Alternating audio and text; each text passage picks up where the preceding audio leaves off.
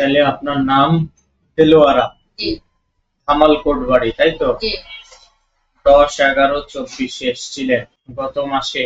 জি আপনার প্রবলেম ছিল আপনার কিডনিতে সিস্ট আছে, জি সিরাম ক্রিটিনিন 112.6, হার্ট অ্যাবনর্মাল ছিল,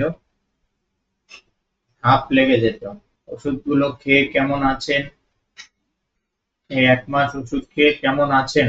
একটু স্যার ভালাই হন না মনে হন শুইলে এই এই সাইডে ধরে এই সাইডে শুইলে এই সাইডে ধরে হুম, আর প্রস্রাবের রাস্তায় একটু কমছে কমে পুরোপুরি কমে নাই আছে 1 মাসে তো কমাইতে পারবো না, এত বড় রোগ।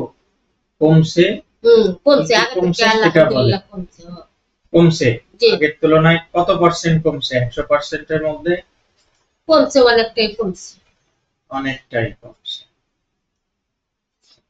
কাজ হবে তো ওষুধ খেয়ে? যে ওষুধ দিচ্ছি যেভাবে কাজ হবে তো? তো একটু উপকার পাইছি উপকার পাইছে, কিন্তু পান্ডা খাওয়া ছাড়তে পারিনি এখনো। আর দরজা কেন স্যার হ্যাঁ, দরজা কেন জর্দা খান না, পানটা খান কেন তাই বলে? নিয়ে এসেন, আমিও খাবো। ওটা খাইলে যদি উপকারী আছে তাহলে আম নিয়ে এসেন, আমিও খাই। পানের মধ্যে খড় খান? না দরকার কি দিয়ে পান খান? খালি মুখ লাল কেন? খালি শুন আর সুপারি খান? সুপারি তো তাজা সুপারি কেন খান?